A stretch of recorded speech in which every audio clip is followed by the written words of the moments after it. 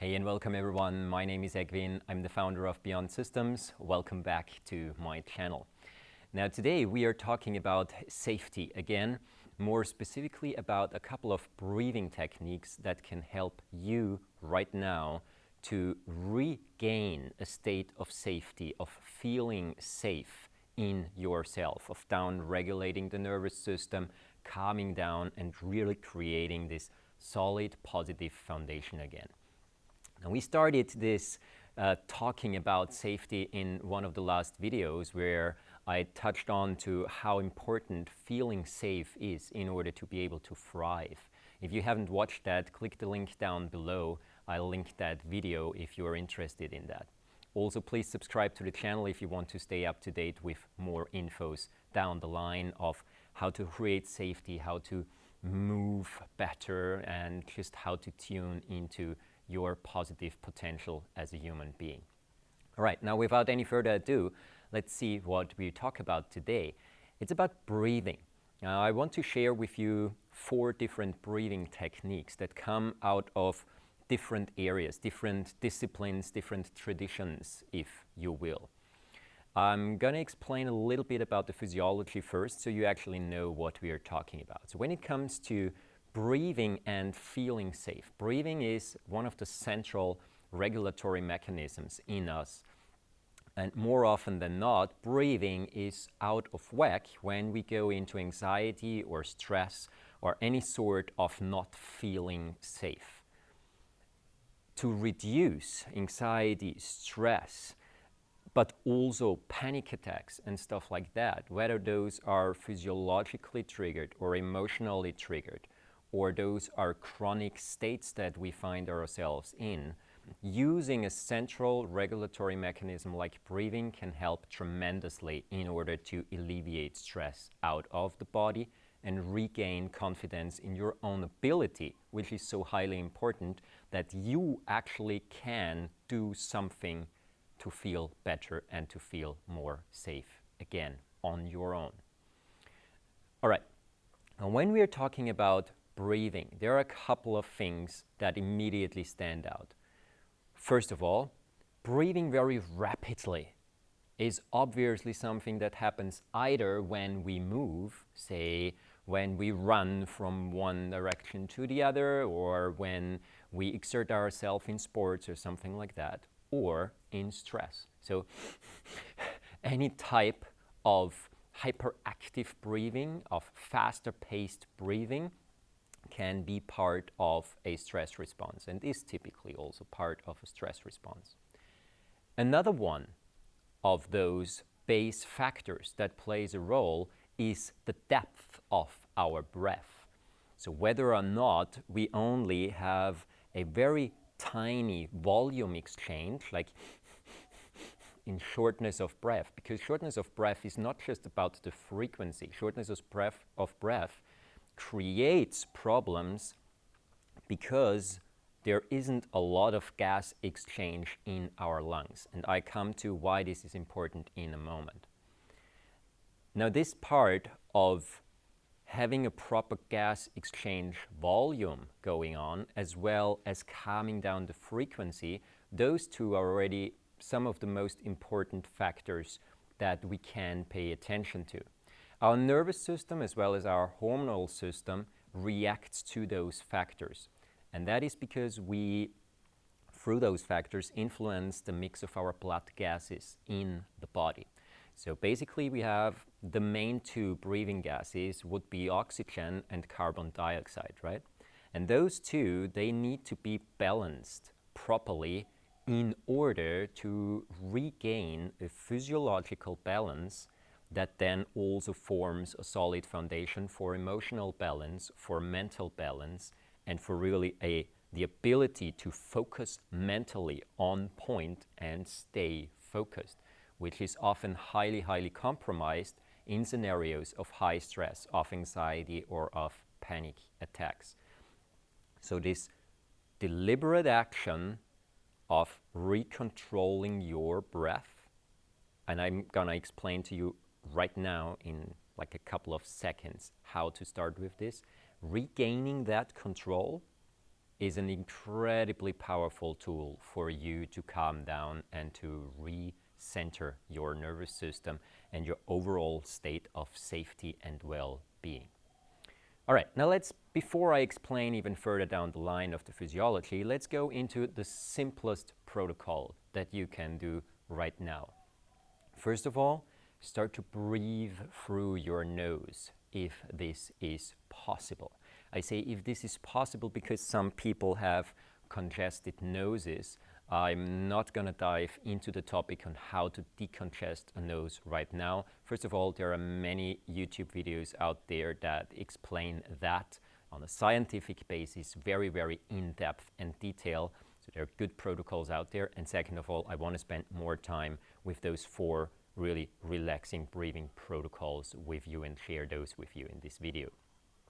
So maybe I do another video for decongesting later. So breathing through the nose rather than breathing through the mouth is highly important.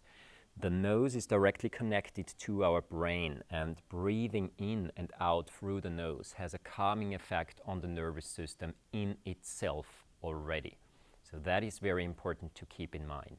The second thing is whether or not you are in chest breathing or you are in a belly breathing mode. When you are in chest breathing, so basically you lift the higher portion of your chest in breathing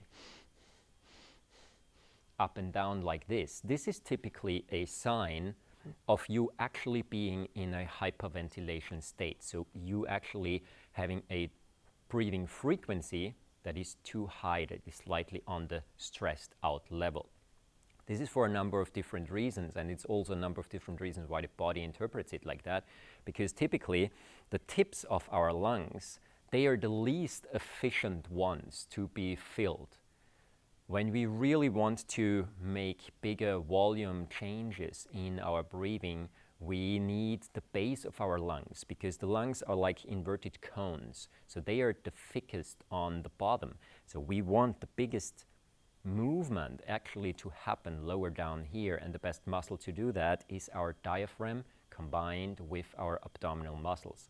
This chest breathing up here actually partially uses, that might be interesting for some of you, this partially uses secondary breathing muscles and auxiliary breathing muscles, which means it sometimes uses muscles from the shoulders all the way up to your neck in order to lift the ribs in the higher area of your chest even more. And that again creates, if chronic, a lot of tension in this area here as well. So breathing is really, as you can see right now, a very compound thing that affects many other areas in the body where you might experience troubles as well. So, belly breathing and breathing through the nose, those two would be amazing in themselves already. Place both of your hands on your belly and see when you inhale through the nose and exhale through your nose, whether or not there is movement happening in the belly or you only feel movement happening in the chest. If you have a hard time actually starting to move your belly as opposed to moving the chest, the simplest way to trigger the body to switch to normal abdominal breathing, which means belly breathing in expansion of the belly in the inhalation typically, and then contraction of the belly in the exhalation, which is for about 2/3 of the people the base belly breathing pattern. There is also reverse abdominal breathing. Don't want to touch on to that too much now. Reverse abdominal breathing goes exactly the opposite: contraction of the belly in the inhalation and expansion in the exhalation. It's about 1/3 of the population. Doesn't matter, either one of those, just belly breathing that actually moves the diaphragm is what we need for this video and for the topic of this video. One way to engage in belly breathing is you lie down flat on the ground or on a bed, something where you don't sink in too deep, so rather a hard surface or a couch or something like that if it's not too soft. Make sure that your head is in a comfortable position. Maybe you need a pillow, but be careful not to use too much of a pillow. And then bring your hands simply left and right on your belly. Place them left and right on your belly. And also bring your knees up. So as opposed to the legs being just straight out, pull your knees up and place the soles of the feet flat on the ground. You can rest the knees towards each other and then lie there with those elevated knees on your back. In this position, within a couple of seconds, maybe half a minute or a minute in severe cases, the body will immediately attempt to switch to belly breathing, because in this lying down on your back position, chest breathing is biomechanically so inefficient that the body tries to move away from that pattern. So simply by lying down on your back, you don't really have to think about anything specific there. After a couple of breaths, your body will automatically get closer to the state of belly breathing or switch to belly breathing completely. Calm and even breaths in through your nose and out through your nose. You can observe the movement of the body and observe the streaming in the air through the nostrils and streaming out of the air through your nostrils. And that is already this pattern or protocol number one. It's the simplest. It is not necessarily the most effective one to break free of anxiety or a panic attack or something like that, but it is one of the most physiological ones that you can use on a regular day basis. Because even if you cannot yet lie down, just simply reminding yourself of breathing in and out through the nose and minding your belly in breathing a little more, maybe allowing a little bit of full body movement where the body opens a bit more towards the front, closes a bit, so where the whole spine is involved for at least a couple of breaths.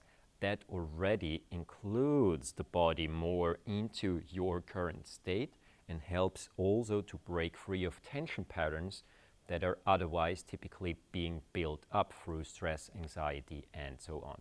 So that is approach number one.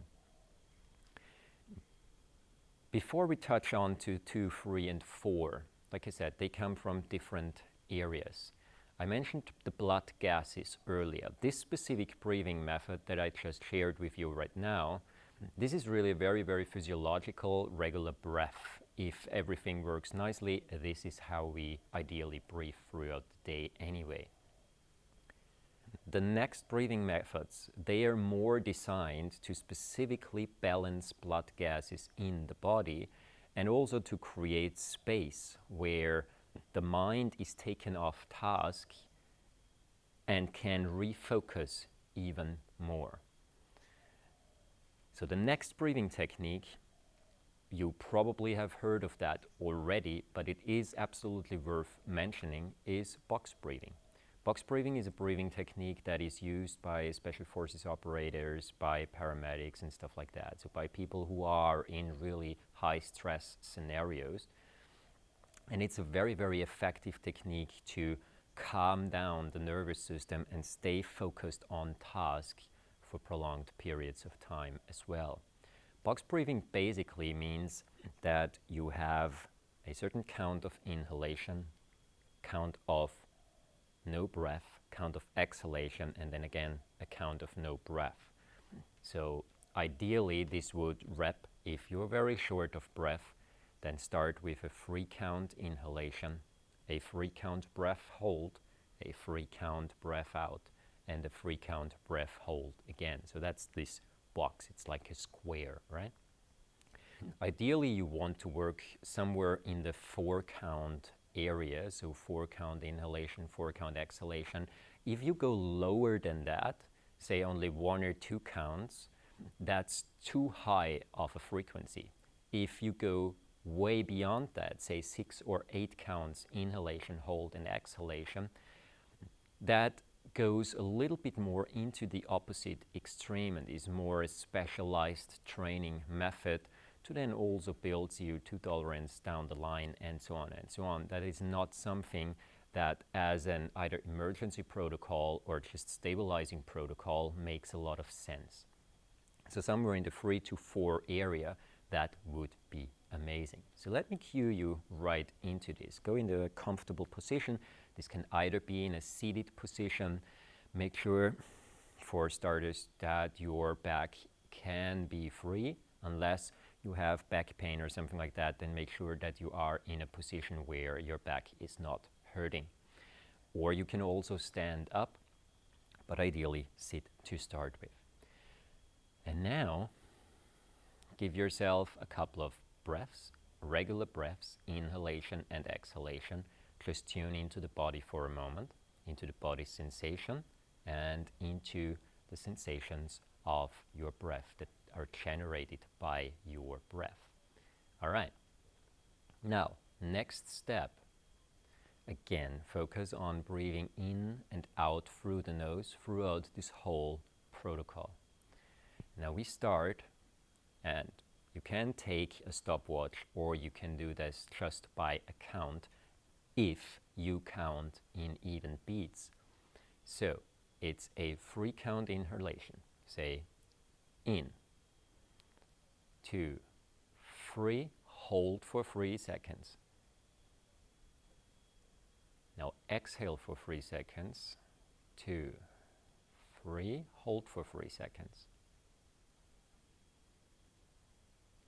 Inhale for 3 seconds. Hold for 3 seconds. Exhale for 3 seconds.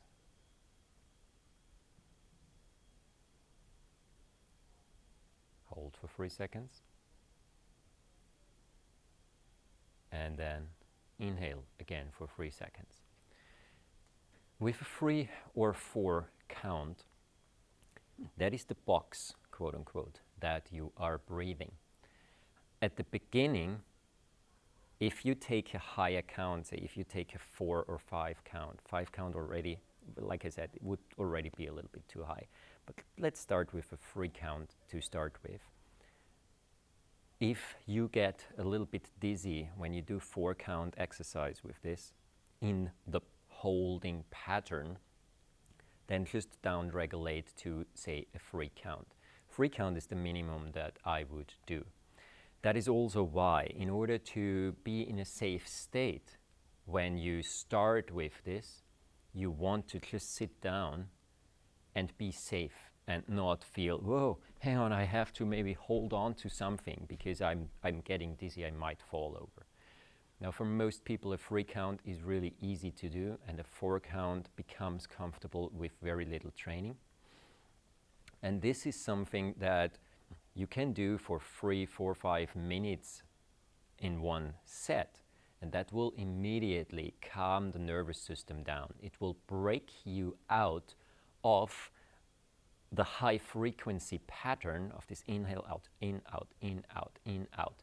And it will also require the body to reassess the tension patterns that are currently present in your chest, in your abdomen, in your shoulders, and so on.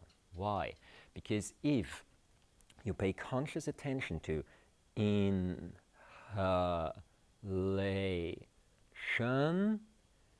and that is longer than you would typically inhale, then there is one thing you need to be aware of.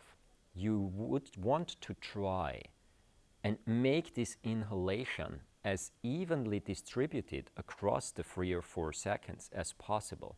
So instead of going inhale within literally like 1 second, and then you just try to pump in a little bit extra air in the last 2 or 3 seconds, as opposed to that, you want an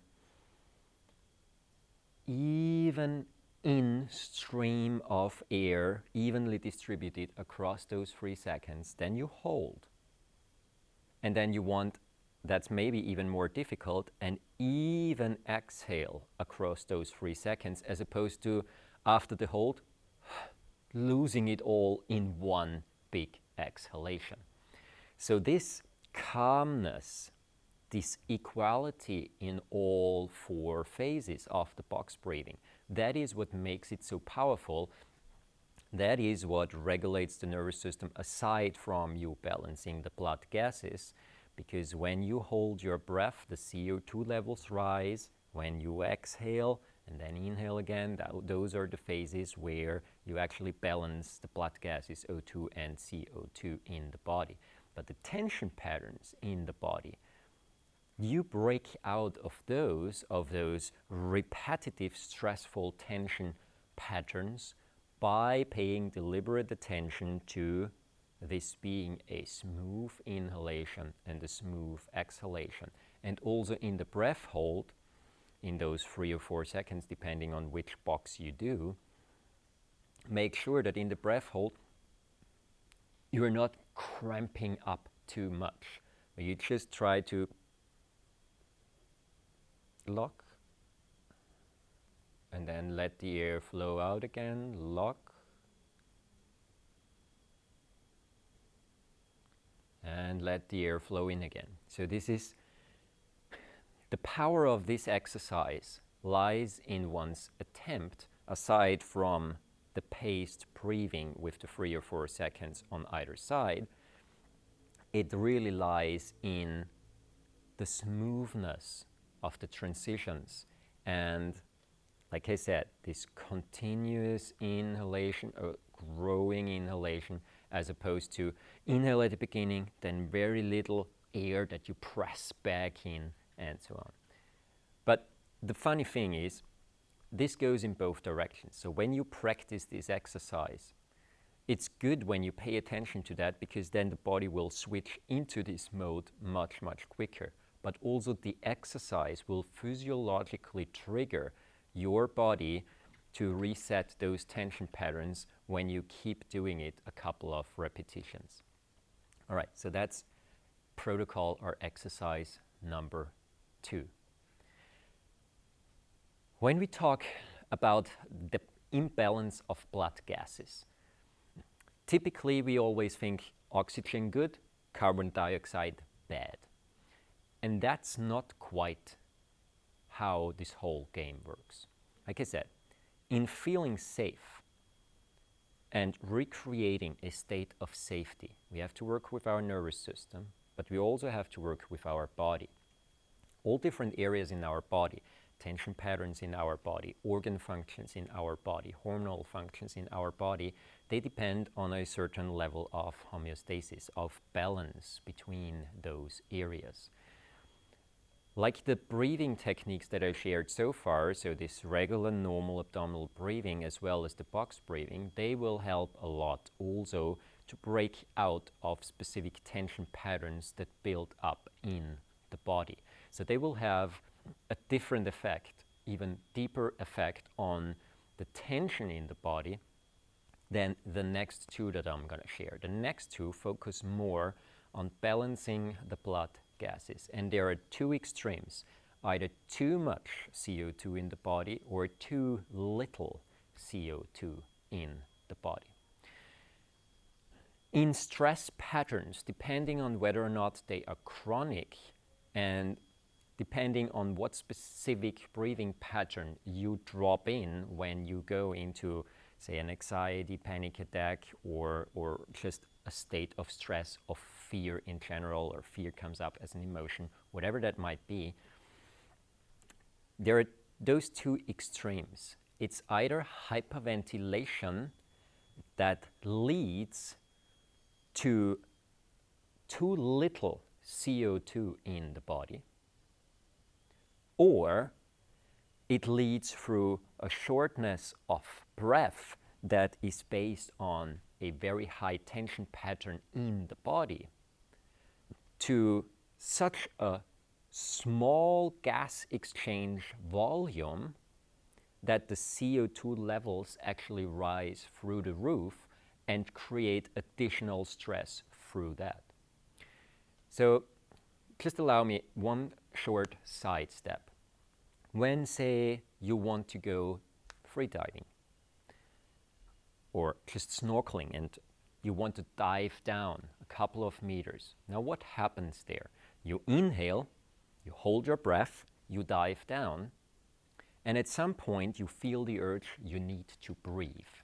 Now this urge you need to breathe, this urge definitely comes not from a lack of oxygen at the beginning. It comes from the build-up of CO2 in the body to a level that the body is uncomfortable with and says, hang on, we need to discard CO2 right now, bring in some more oxygen, because otherwise our biological functions will be compromised. But the CO2 is the one that creates the stress for catching the next breath. Especially with the pattern that I described right at the beginning, with this high chest breathing pattern, especially when it's done through the nose, not through the mouth, then this typically leads to an increased level of CO2 due to a lack of volume exchange, because you only ventilate the topmost parts of your lung. All the air that's down here gets hardly exchanged, and that drives the CO2 levels through the roof. This is a problem and creates cellular anxiety on top of whatever other stress factors might trigger the stress response in the first place. The other extreme is when hyperventilation occurs, say for example with open mouth and a high frequency of breathing, because then the oxygen level, the O2 levels in the body rise and the CO2 levels drop below a certain necessary threshold. So why is that a problem? That becomes a problem because if there is too little CO2 in the body, then oxygen does not get from the bloodstream out into the tissue as efficiently anymore.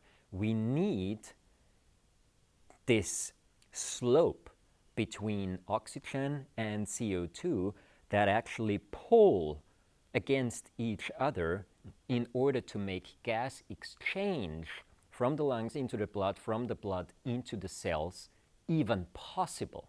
And if there is too high levels of oxygen in the blood, then all this oxygen doesn't get to the cells. It can't be used by the cells because the negative CO2 pressure that will pull the oxygen basically doesn't exist there anymore. So that sets the body into a stress response, but from the opposite direction. Now, the next two breathing techniques, they are specifically designed to balance the blood gases from either one of those directions out. The next breathing technique is one that, out of neuroscience, has been proven to be amazing with regard to breaking free of emerging panic attacks or anxiety and so on, specifically those ones that are based on a build-up of CO2, a too high level build-up of CO2. The breathing technique is actually quite simple, and it relates to something that every single one of us also does, and that is called physiological sighing. So for example, this, or also yawning. Yawning is also what's considered a physiological sigh. Physiological sighs are breathing patterns, reflexive breathing patterns of the body that offload a higher level of CO2 in a shorter period of time. Unless there is hyperventilation, over-breathing going on, but it is really this immediate high-level stress response with shortness of breath and a build-up of CO2 levels, maybe in combination with a lot of movement that also demands more oxygen and so on. If that is the case, then the following breathing technique is amazing to snap back out into a more calm state. And neurophysiology tells us that The newest science to this basically tells us that literally within 2 or 3 of those breaths, we already have a measurable calming effect on our nervous system and a much better grip on the state that we are in. So how does this work? It works with a double inhalation through the nose and then an extended exhalation through the mouth. When we breathe in through the nose, breathing in through the nose is typically extremely relevant. Breathing in through the nose even relates to how well we memorize things.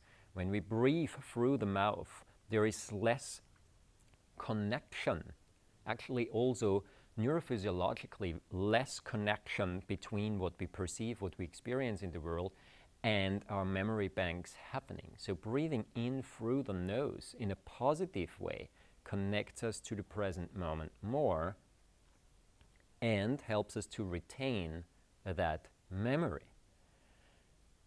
Now, breathing in through the nose 2 times immediately after each other without holding your breath in between and without exhalation means you try to fill the lungs to their maximum capacity or close to. It looks like this basically. So you inhale deeply and then on top of that you put another inhalation that inflates the lungs just that tiny little extra bit more. Once that happens,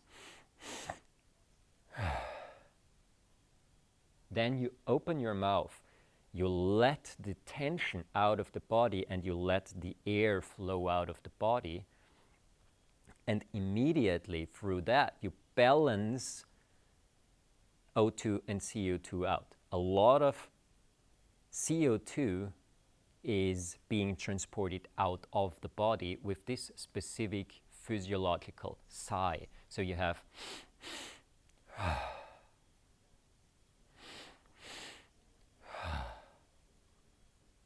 and just 2 or 3 of those will immediately reset your blood gases in a state of anxiety or immediate need of calming the body down. The other method, so neuroscience around this, what I just described, has been published in recent years in numerous papers. Also, one of the people who talked about those physiological sighs and this double inhalation and so on is Andrew Huberman. He is also one of those neuroscientists who talk about this stuff a lot. So you can find the information about that backed up. The other thing now is when we are on the opposite side of the spectrum, meaning, okay, we have too much CO2, too little CO2 in the body. Too little CO2 means we overbreathe, there is too much oxygen in the body. This is when we want to calm the breathing down even more, and we do want a breathing technique that slowly builds up, gradually builds up CO2 in the body and balances the blood gases from the opposite direction. And that is something that the Puteco method, for example, offers in many different breathing methods. The specific one that I want to share with you that I found particularly helpful, especially when someone is in an immediate need for recentering and calming down, is the following pattern. It is a breathing protocol where you basically start, again, ideally with a stopwatch or with counts if you count relatively even, where you start with a 2 count, you work your way up 3, 4, 5, 6 count of breath holds, and then all the way back down to 2. So it is one fixed set of breathing pattern that you do once that is designed to recalibrate the blood gases if overbreathing is an issue. What could overbreathing be? Overbreathing is typically when Too high a frequency of breath is combined with breathing through the mouth, like this. This leads to hyperventilation. Hyperventilation, or is hyperventilation. And hyperventilation means that the CO2 levels drop. Now, in some certain scenarios of breath work, this might be wanted. But as a regular day-to-day pattern, you don't want this. You want to be between the two extremes of too much and too little CO2 and be balanced in the center area, sort of, where the body can naturally adapt and adjust between those patterns. All right, now, let's see. How does this method work? This method works by doing a 2-count inhalation, followed by a 3-count exhalation. So you already see 2-count in, 3-count out.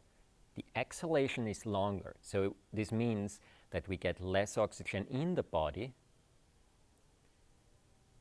and then we have this part of building CO2 through even exhaling a little bit longer.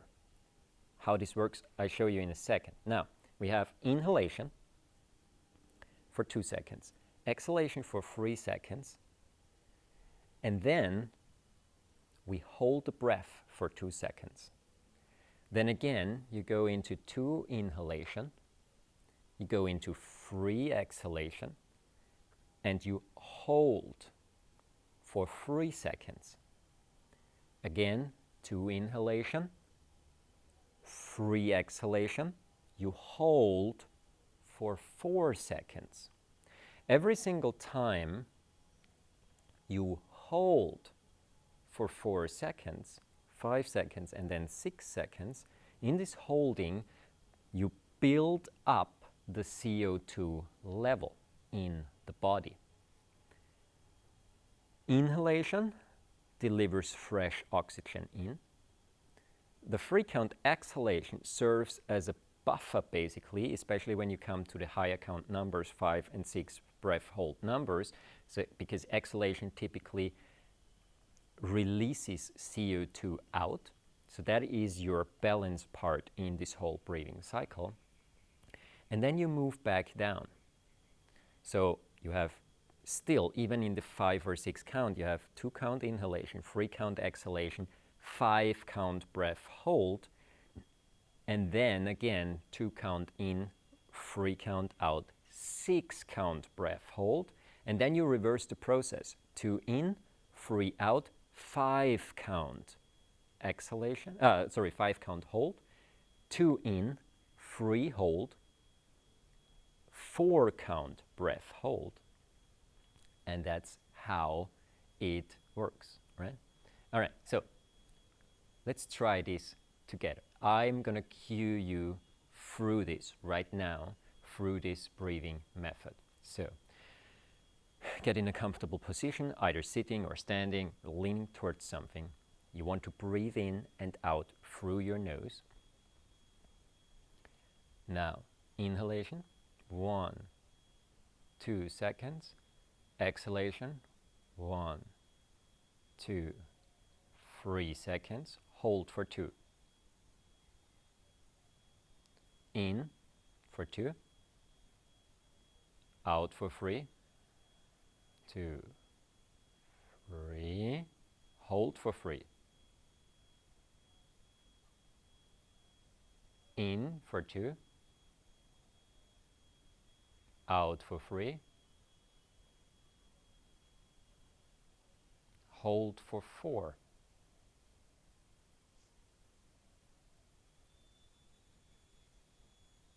In for 2. Out for 3.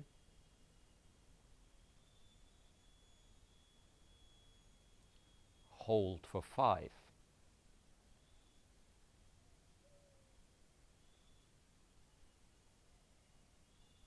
In for 2. Out for 3. 2, 3. Hold for 6.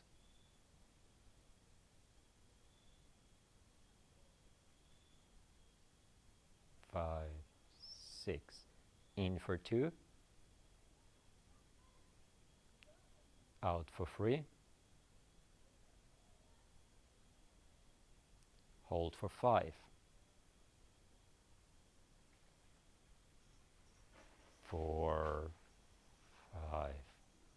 In for 2. Out for 3. 2, 3. Hold for 4. 1, 2, 3, 4. In for 2. Out for 3. 2, 3. Hold for 3. In for 2. Out for 3. Hold for 2.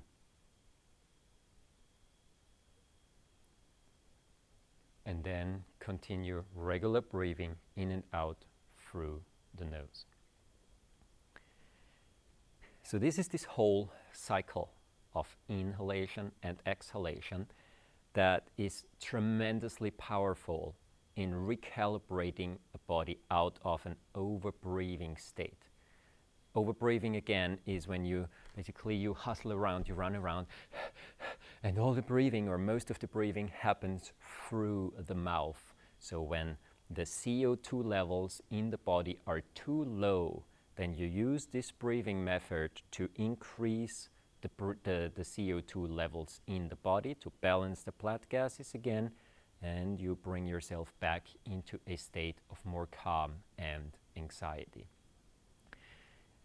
In general, this is a more sophisticated technique because you either need to watch, you need to remember something, or you watch the breathing protocol, you write it out, and you have to remember, am I at the 3 count, at the 5 count, where am I? So this is a little bit more difficult to do, this breathing protocol.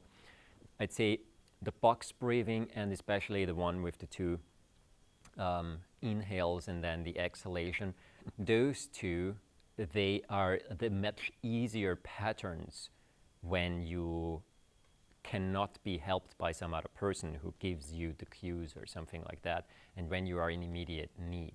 Whereas, again, the box breathing balances the blood gases in general. This technique, box breathing, sort of stands between the last 2 that I shared right now, because over a couple of minutes of repetition of 4 count in, 4 count hold, 4 count out, 4 count hold, 4 count in, and so on, you balance the blood gases in both directions, no matter where they are at. So that is why this is a method that is often very, very much liked by a lot of people, and why it is also so easily applicable in real-life stressful scenarios.